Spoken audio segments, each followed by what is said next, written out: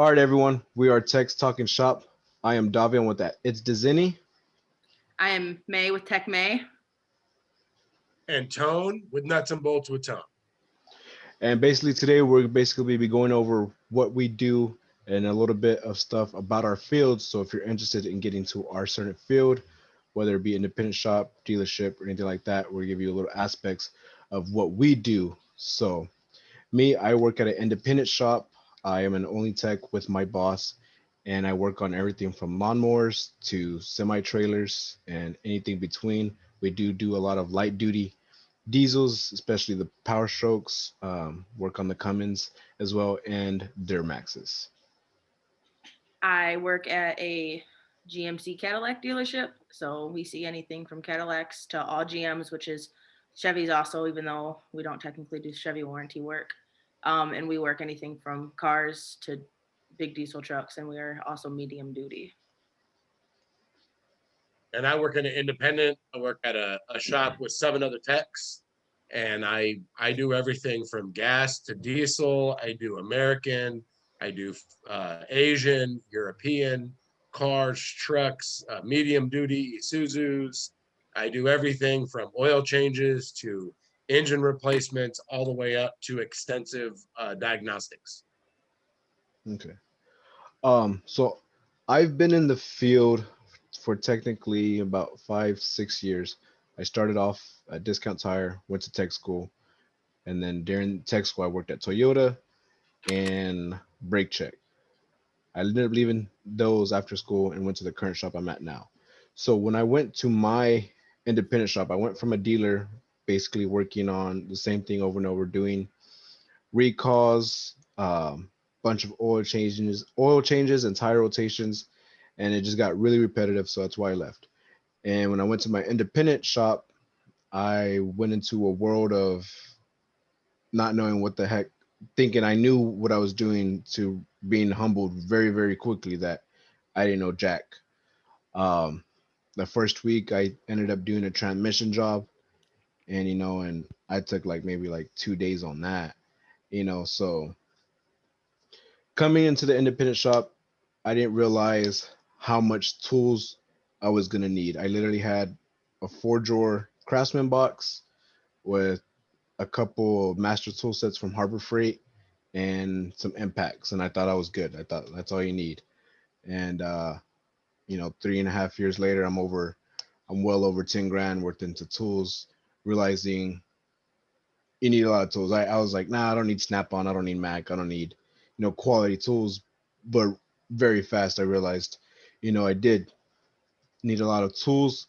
So if you're gonna go into an independent shop, definitely be expecting to spend a lot of money on tools. So I'm gonna go from there. May, what about you?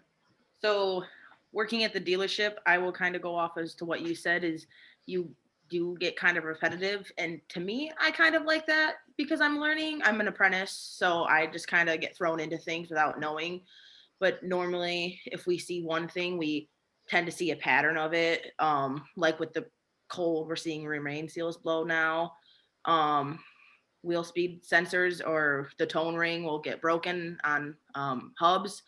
So we see things like that, but like the bad side to that is it's really easy to get complacent with codes. Like, pulling codes, you read something and you're like, oh, well, I've seen it being this a million times, so let's just put this part on, and it ends up biting you in the butt. Um, Also, being at a dealership, it's nice because cars require a lot of specialty tools, whether you have to make your own or not. We normally have those on hand, so we don't have to go and borrow them from another shop or try to rig something together by ourselves to get them together. Um, Another downfall of being at a dealership would be we don't really see that many makes and models of other things minus GM products. So when something does come in for something not an oil change, we all kind of act dumb because we don't know what to do. And I hate to say that because, a car's a car, theoretically, but, you throw in a Toyota or Chryslers aren't as bad because we have a Chrysler sister store, but any other thing besides that, they come in for a check engine light or anything, and we're all just like, go to the next guy, Well, skip that ticket. Skip that ticket. pretty much. All in all, I like being at the dealership. You know, I work with some good guys, and they've all been really good about teaching me things. So that's all I'm thankful for. Okay. So I went to school to do this 16 years ago, and in every single class, I would talk to every single instructor, and usually there was 2 different instructors, and I would talk to them about what they did, where they did it, how their career was like, what did they like, what didn't they like, and I kind of figured out that I didn't want to work in a dealership because I didn't want to be pigeonholed into one thing. I didn't want to be pigeonholed into one kind of car. I wanted my mentality when I went to school was I wanted to learn how to do everything on everything. And obviously not on everything because, you know, you have exotics and, you know, stuff that's beyond, right? But for the most part, I wanted to be able to take most cars in front of me and be able to figure out what's wrong with them and repair them with the correct, provided I have the correct information, I have the service information. So that's kind of the route that I took. And I did that. I found a shop. I didn't want to be an oil changer because I didn't want to be stuck in an oil change lane. And since I've been in my career, I've actually seen that be a downfall to guys going in the oil change lane that want to become something. It's very difficult to get out of that oil change lane if you don't work for a bigger company that has the ability to move you up. If you're only a couple guys and you're the oil changer, it's very difficult to move up, very difficult to get anything. You're going to do oil changes, and when you sell the flushes and the spark plugs and the timing belt, it's going to go to the B tech. It's going to go to the next guy. If you see a car, it's got a check engine light on, it's got, you know, some sort of weird problem, it's going to go to the A tech, and you're not going to get those cars. So I didn't want to do that, and I didn't. I was very fortunate. I found a shop that took me in, and I was the independent guy. I was the low level guy, but if it came in and I had a leak, I did it. Right off the bat, early on, I had like a 1980 something Nissan, and it had valve covers, and it was a V6. Vacuum lines everywhere, brittle electrical connectors, and I actually was really surprised they let me do it, and I did it. And it turned out fine, but that's kind of how I've always taken things. And my mentality was I tried to tackle everything I could because I wanted to learn, and I did, and that worked for me.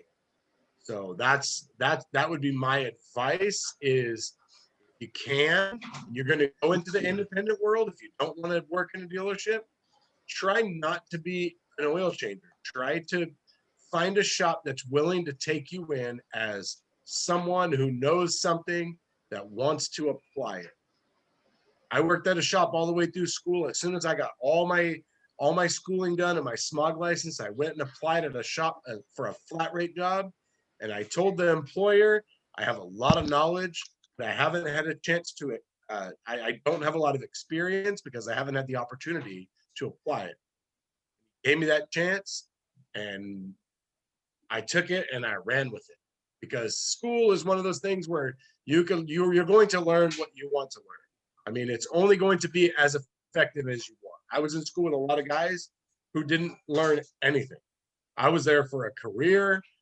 I was like a sponge. You would have thought I was SpongeBob. I was taking in everything, trying to do everything. What'd you say about an axle nut? Let's take it off. That was kind of how I took it, and I ran with it, and that has served me very well because I've become very well rounded in the independent world, and yeah.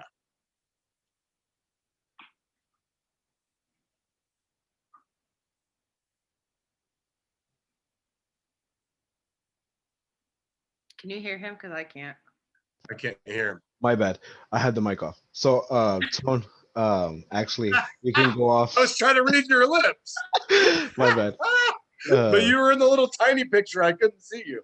Same here. I'm like, The computer didn't know. I was looking at May and watching her, and she's like sticking her nose up, and I'm like, and she probably saw me do the same thing. Oh, what's he doing? Oh, yeah, and you're probably laughing at us. Look at those. Probably look like a bunch of old folks. I don't So know if I went the direction that we meant to go. I kind of went off on a tangent no, about that's something that's really important to me if you're going to consider the independent world. Kind of how I went, Hey, I agree exactly. with that about the oil change thing though, because for dealerships, my dealership's a bit different because if we're busy, they expect well, I have to do a lot of oil changes because I'm like one of the only hourly people there. But if I upsell like tie rods and alignment and flushes, I'm expected to do those. That's good. As long as it's not like the rear main seal that I found the other day. I did have to give that to a tech because it was like a 25-hour job and I can't tie my one rack up for that long. But yeah, I am expected, like if I do an oil change and anything I upsell or the lube rack upsells, if they can do it, they are expected to do it. That's good. When some dealerships are different, some dealerships they have diag guy, they have a diesel guy, they have diesel guy or guys. Yeah. They have diag, they have their A super A techs that do all the diags. Yep. And then they have the engines guy, the transmission guy, they have a front end guy. Yeah. They have guys that do nothing but brakes all day. And then they have the oil change lane where those guys don't do anything, or gals, guys and gals, they don't do anything but oil changes and they never do anything beyond that. So I have seen those dealerships as well. I have It's really too. interesting to see how different dealerships are. I agree. How some operate, certain ways. We're a small dealership. We're in a small town. Well, kind of small. And so the only person we have a specialized guy is a trans guy. Besides that, if it's a trans concern, it goes to him. Everything else, it just can go to any tech. So, and diesels also go to the same guy that does a trans guy. He's been there for like 18,000 years. So he knows everything under the sun. But for our dealership, that's the only thing that is specialized as trans. If I almost diesels are, but not many. We all I almost went the dealership route before I went to this last shop. I really contemplated going the dealership route. What dealership? I like working on a Ford. I like working on Fords. I like working on 6.7s. And I interviewed and they really wanted me. It was the fleet department. It would have been nothing but 6.7 power strokes all day long. And two reasons I didn't. One, I didn't want to only work on 6.7 power strokes. And then two was I didn't know. So I work in independent. I'm very efficient at what I do, which is working on everything. I didn't know if I was efficient enough to only work on 6.7 power strokes. So that was actually the other part of it was I wasn't sure if I was good enough. But I mean, in the end, I didn't want to do it. So it really didn't matter. That's the independent shops. Are you guys still flat rate or? So Yes. In California, most shops are a lot of guys joke about it's like a California flat rate. You can't have flat rate in California. It's illegal. Okay. Oh. But they did away with it. You are not allowed to pay people flat rate. Although I worked at a shop where a guy was flat rate. I don't know how that worked, but whatever.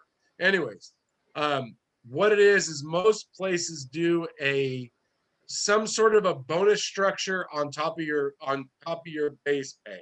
So in California, wage is like, I don't know, it's like $12 an hour or something like that. So if you have your own tools, your minimum wage is $24 an hour in California.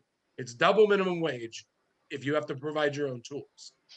And so a lot of places in California, what they do is some places have like a bottom line where you start off. This is the lowest amount of money that you can make. Like I have negotiated in where I make a certain amount of money, period, for being there. And then on top of that, I can earn a bonus. So at my last shop, it was every 2.5% of efficiency that went up. My pay bumped up a little bit. And it kept bumping up. And then it bumped up. And at that shop, at 150% efficiency, I capped off. Like I couldn't go higher. So 60 it was hours? It would be, 60 hours a week. Yeah. But Is then we got paid. Shop? What? Was that pretty doable at the shop? It has to be. So you don't get paid by the week. So you get paid 1st through the 15th and 16th through the end. So it's a little bit longer of a stretch, right? So it's a little bit harder to pull 60 hours in a week. Because now you're pulling 120 or 128 hours, depending on the amount of days. But it's one of those things to rack up over 150% in a pay period. Almost all the chips have to align perfectly. You have to have, I mean, you can't have, if you have 2 or 3, 4 jobs where you require a scanner, okay, that's not happening in that short of time because now you're having to do, one car after the other. It's when you can work on 1 or 2 cars at a time, you got AC machines going, you're getting paid for the evac and recharge, and you're banging engine mounts, and it kind of all depends. But I mean, I generally, I think in like 7 years, I think I was about on average 130% efficient always. That's good. So yeah, never really lower than like 110. I think I maybe didn't make 100. Maybe I made 100% only one time in the whole 7 years when I was at the shop previous. So I mean, there's money to be made. It's just on a bonus structure, and everywhere is different. They have their own type of bonus to keep people efficient, to make you hungry, right? Because there's a lot of guys that I found that are perfectly happy just coming and punching the clock and making their clock hours, and they're okay with that. I'm not okay with that. That's, to me, that's my minimum wage, and I don't make minimum wage. I'm a hustler. I'm gonna get it done. If the work is there.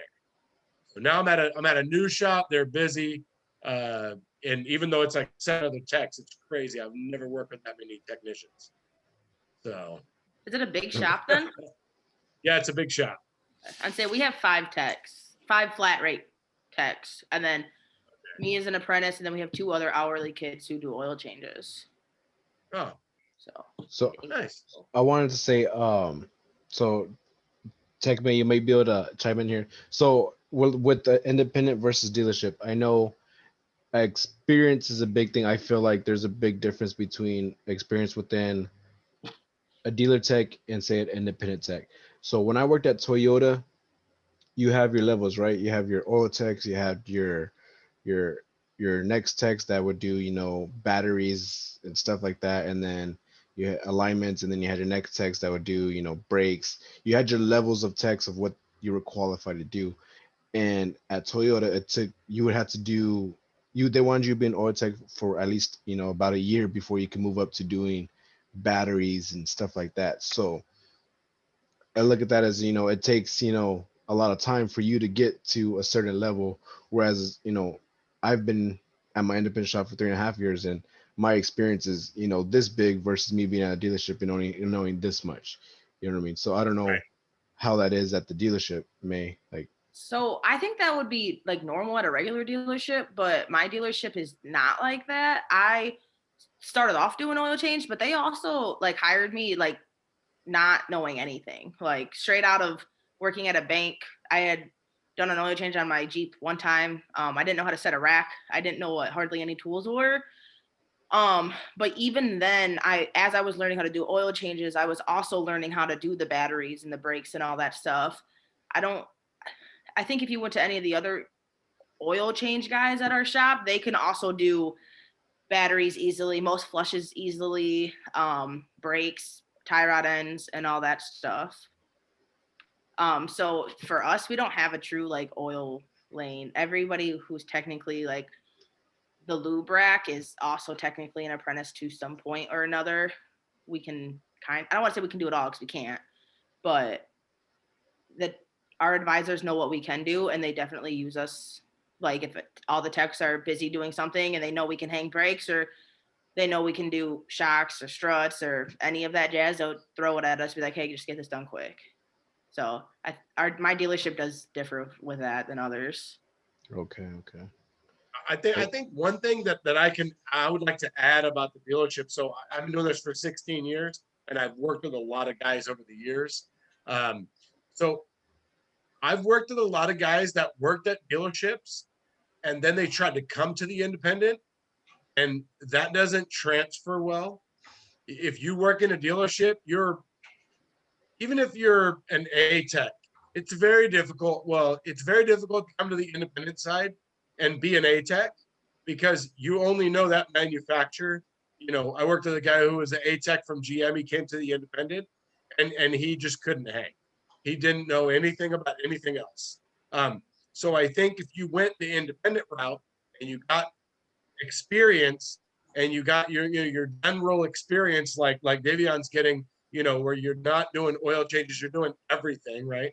And it doesn't matter whether it's a 72 Jeep or a 2011, Power Stroke, you're learning it all.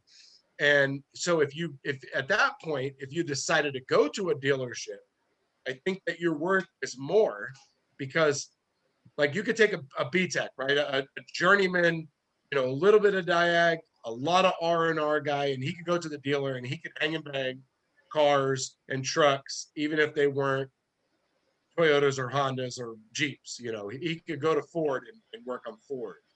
You can take an A-Tech and can go to a dealership because if you're an A-Tech in the independent world, you understand all of it.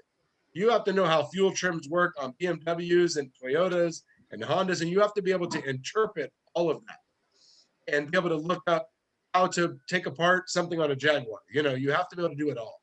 And if you're going to go from the independent to the dealership side, I think that you're worth a lot more if you go that route. So that would be my advice is if you go the dealership route, I mean, if you're going to go big dealership route, you almost need to stay that route because it's very difficult to cross over, even to a different dealership. I mean, unless you're going from Hyundai to Kia, which I mean, isn't that the same dealership? I'm not sure how that works. Yeah, But, unless you're staying with the really close manufacturer, it would be very difficult to jump to a different one. So, I mean, if you pick Ford, I mean, it would be hard to leave Ford and go to Chrysler, after you've been doing it for 6 or 7 years, because that's, I agree with that, especially with how technology changes so quickly over like 2 years. Being that far behind, going from one manufacturer to another, you're just like you'd be lost almost. yeah, and I think that's I have seen and I know a lot of techs that they've been BMW techs and they became a master there, and then they've gone to another dealership and they're working at becoming a Chevy tech or a Toyota tech, and they're trying to get their master there. I know a guy. He's a great tech. He became a master for Toyota, left Toyota, and then he went to Tesla, became a master tech at Tesla, left Tesla to become an engineer for Mercedes. So, wow. I mean, he's a really cool guy. But so I don't, it's not undoable, I guess. So you just really have to have that ambition. And the thing is, you might end up starting from the bottom when you go from there, because I mean, another dealership's not going to care if you have your masters at a Toyota. It might help and say that okay, you're good and you have the commitment, so it will put you on a fast track or something. But I mean, for GMs, you probably, I mean, you don't think, I've never seen a triple square on GMs either. You know what I mean? So your knowledge of tools. I remember the first time I seen eTorx Plus. Had to do a rear main on a Suzuki, the Nissan Frontier, but a Suzuki. I had to do a rear main, pull the transmission, whatever, and the flex plate spools were eTorx Plus. And I had never seen that. They weren't regular eTorx. So I was like, what the heck is this?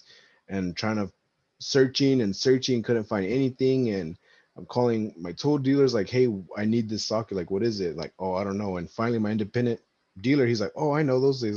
He's like, I just got some sockets. They're for the 2017 F250s and 350s. They're for the bed bolts, but they're eTorx Plus. Oh yeah. Okay. So I was like, oh, but so you know what I mean? It's, you run into a bunch of scenarios where like, oh, I need a different tool for, so I don't even think I know what a triple square looks like. it's basically a 12 point, but a hex, It's like 12-point socket with okay, a that bolt. makes sense. Yeah. I guess triple square. yeah. I've never seen one of those. The other thing about going to the independent world is you have to know that you're going to have to be very versatile if you go in the independent world, because even if you're an R&R guy, right, and you're going to do a rear main seal, every rear main seal is different. Some of them want them put on dry, some of them put on, wet. Some of them you have to put some sort of sealant on the outside, so you have to know if you want to become where you make some money, right? Where you're not just hourly, punching the clock and, I'll get there when I get there. You're hungry, you're trying to make some money, which is what a lot of, shops want. You gotta kind of know that stuff and learn those things. And that's the hardest part about working independent, is having to know how to work on a Duramax and a Cummins and a Power Stroke at the same time. One day you're working on one day you're working on the other, and they're all different, and having to know that type of thing. And that's just a broad example of, but it's also the excitement is when you work in the independent world and you go and you tackle something and you beat your hours, or you diag something that was like just out of this world. And for me, that's the best feeling in the world. The two best feelings are when I just smash like a job and I blew the hours apart, or I figured out something that was just really, really difficult. That's been in my career. That's been the things that makes me go home and just puts a big smile on my face, is those two things right there. And you're not going to get that working at Ford or Chevy, or, unless maybe this is your 41st, rear main seal, and I'm going to try to beat it in the time I did the last time. And maybe you have a running competition with yourself or the guy next to you about how fast you can get this rear main seal done. I mean, aside from that, you're not really going to have that. It's just a difference of, Well, with that being said, too, sometimes that's the downfall of the independent shop. yeah, At a dealership, you get repetitive. So I mean, you can take you pull off an intake, 10 times a day. You can do it, very fast. The other day, I did a thermostat housing on a Cadillac CTS, my first one. Straight up kicked my ass, man. Like it literally kicked my ass trying to do it, And I'd rather do, freaking injectors on a 7.3. It's you know it was one of those things, and it was easy, but at the same time, it was just a pain in the ass. I definitely ate lunch on that one. I barely finished it and got it shipped today. But that's another downfall is you when you get a new car you've never worked on, like, oh, how do I take this part? And you just gotta tackle it. Um, so that really helps with experience. But I agree with that. it also adds excitement, and it keeps your day going. Like right now I'm doing, rear timing chain tensioners on a Q7 Audi 3.0 supercharged engine. And I'm doing a radiator and a water pump and a degas bottle on a 6-liter Power Stroke. And then I had to diagnose some headlamps on a BMW. So, you just kind of have it, just super jumping. broad and jumping all over the place. And, like right now, our main European guy was out for a couple weeks. And so I pretty much been like European car one after the other after the other. Literally went from BMW to just Mercedes to BMW to Audi, one after another after another. So, but May another thing. Well, since I know you said you're alley, but what do y'all do about warranty work? Like, is that something that really kills y'all, or because when you get say remain sale labor, customer pays 20 hours, but warranty you got 10 hours to do it. So I'm only allowed to do certain warranty work with me only being hourly and only having so much training done. But it sucks. We have our trans guy is a good example of this. A customer pay trans guy or a customer pay trans job would pay 18 hours, and under warranty it's 7. And he's a good dude, so he kind of just takes it up the shorts. But he's in a good mindset about it, and he tries to get other tickets to help with that. And the service advisors know that too, because he is our only trans guy, so they try to give him something to help supplement that. But it since it pays only 7 hours, it usually it still takes him longer than that, even though he does it Sometimes, repetitively. yeah, sometimes, and especially with that transit in particular, there's a lot of downtime in transits because he has to order the parts. We don't stock them, and a lot of the times the parts are 5-6 days out. So he's down a stall too. Either that or he's to push it out. But other jobs, most jobs, the way GM does it anyway, are done on a new car. Like to get the time, what they do is they take a new car and they take somebody who's never done the job before, and they're only allowed to use hand tools, and that's what they base warranty time off, supposedly. So there, minus transits, there are kind of very few jobs that you can't at least make meet time. I mean, there are a couple. GM's been really bad about cutting warranty times lately, but for the most part, you can at least make a little Make bit a of time. living a little bit. Yeah, but you still have to. I don't know if you guys use punch time or however. You still have to show that if a job takes 8 hours, you have to at least have like 80% of it flagged, or like you have to show your hours for that. So we have just like a little punch in, punch out system on the computer. So you have to punch into that ticket on that particular job for at least a certain percent of it before you So can. so say you get an 8-hour job and you do it in 2 hours, do they take time away? No. Like, But is as that long as you have to like prove what you did, if that makes sense. Be like, this is how I diagged it, because we get paid diag time through warranty sometimes too. So you'll have to flag that. And then so if it's an 8-hour job and you get it done in 2, as long as you have your punch time, you get paid 8 hours. Same Okay. with CPay jobs. If it's an 8-hour job and you get done in 2, you get paid 8 hours. So that's interesting. You bring up the warranty stuff. That was actually one of the reasons I didn't want to go to the dealership route when I was in school, was warranty stuff. But so since I've been in the independent world, I've talked to a lot of guys that have worked in dealerships, different dealerships, all over big ones, small ones, over a long time, and a lot of dealerships. So that's interesting you say that you can make time, because most warranty time, for like, I know for Davion, I'm sure he could relate to this. When we look up a job and it'll be 4.7 hours and warranty will be 3.2, and there's no way in the world that you could do it 3.2. I actually did it. I had a Buick and it had a leaking intake, and because another guy did it, it was under warranty. The shop was paying me warranty time, and I set my clock and I didn't take a break, and maybe I went to the bathroom for a second, and I think I still lost that time by like 0.3. I mean, when you talk about test drive and everything, almost an hour. By the time I got everything cleaned up and test drove the car, and I had done this intake before like 25 times. So it wasn't something that I wasn't familiar with. I was very familiar with this car, and I still couldn't. I mean, I have my cart right there, and I still couldn't make the time. So Yeah. I'm not saying they make now a that's lot of older time. stuff. Maybe that's a newer thing. Maybe other dealerships are doing that. So that, I mean, that's awesome to hear. I mean, they It's don't. warranty stuff just sucks. Oh, You no, just have to warranty take stuff it. does suck. Yeah, you just have to take it. You're like, you know what? I'm gonna make it up on the next one, and maybe I'll get 10 good ones to make up for that one really bad one. Yeah. But on the same token, I mean, the same thing with Davion. I'm sure you have it too, where you get paid 2 hours to do something and it takes you 5.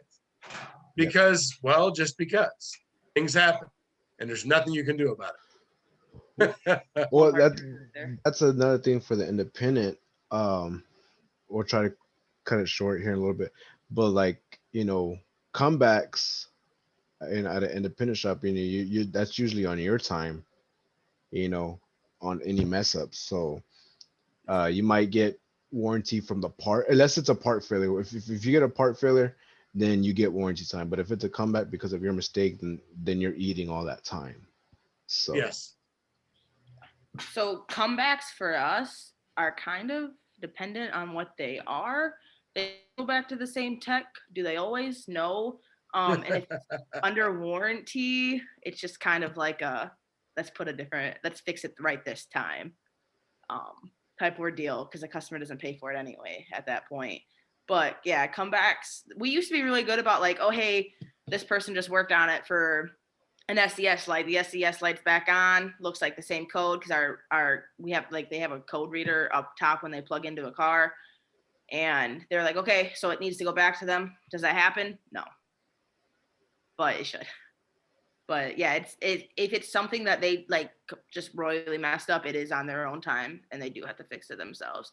And if it is a part failure, they get warranty time from the part, I guess you could say. But now with that at the GM, I mean, don't you have like, because I know Ford has like with Ford you have a pinpoint test, and you're going to pull a code and you're going to go pinpoint test, and you're going to go A, and then you're going to go to B and 12, and maybe you don't do this, maybe you're not doing this kind of work, but you pinpoint that out, and then at some point now, how much of it is guesswork versus how much is it you followed a flow chart and the flow chart said do this because these were all your findings, or the flow chart led to we have no idea, call Bob and he's going to let you know what to do next. So How does that work? We have a thing called SI, which is just service information, and for most codes you can type in what it is, and it'll tell you what it's most likely to be and what conditions it'll be to set, and then it'll tell you to go test it. And it's like, if this wires in between a certain amount of ohms, or if it's ground, short to ground, it'll tell you what to test for. And if it's not in this certain amount of spec, it's this. If it's in this spec, go test this component, and so on and so forth. And now certain things that are like on newer stuff that is like, the 2021s that are just out, we have a thing called TAC. I don't know what it stands for. I just know it is TAC. Weird problems that go to them, they pretty much tell you what to do. Like, okay, we've never seen this before, put this part on it. And then that kind of takes the liability off of you. Like, you just tell them what you found, the code you found, right, what you did to test it, and they make that decision for you. Okay. So you'd almost have to. I mean, you're almost going to have an engineer type of person that's telling you what to do, because I mean, you can only guess so much on something that's got, software that maybe you went and did a class on it last week about some new system. There's, on the newer cars, there's so much technology involved with all the adaptive cruise controls and all that stuff. It's just, it's going to be, then, that's the other thing we talk about is, maybe that we talk about the next one is, Davion, we have to really think about, and I've already been thinking about that, about how all of this new technology is going to affect us and what kind of independent shops are going to be able to handle these vehicles. Because if you don't work in an independent shop that's willing to spend the money on the tools and the software and things like that, then these newer cars are just going to get parts thrown at them all day long because they're not going to be able to really test them, because it's just one snap-on scanner is not going to do it. Yeah. In a few years from now. We just got word that with the new Hummer, the new GM Hummer, we have to put $1 million into our, I don't know if you call it building or whatever, but we have to spend $1 million to retool, to get specialty tools to retool and to change some of our lifts just to be able to support Hummer. Holy moly. Yeah. Wow. And that's just Hummer, because, and that's just, one car. Because we are on time, we'll continue that on the next series. Just real quick, give something, I guess, a tip or something for anyone. So I would say if you're gonna go into an independent shop, you definitely need patience, because your patience will be tried. Just working with a bunch of different vehicles. I would say don't be afraid to ask questions at all. There's plenty of stupid questions, but if you really don't know what you're doing, plenty of people would rather you ask a stupid question than them have to fix your mess up. And I would say, if you're going to go in the independent world, be a sponge, listen and absorb everything you can, and try to study up on it if you're not at work. Just do a little bit of once a couple times a week. Just do a little reading about something that maybe you heard that you don't understand. It will further along your career. All right. So we're gonna cut it there. Hope this was helpful. There will be a part 2 coming out, but this is all we have for now because of time. Thanks for watching. Y'all stay safe. Let me stop this.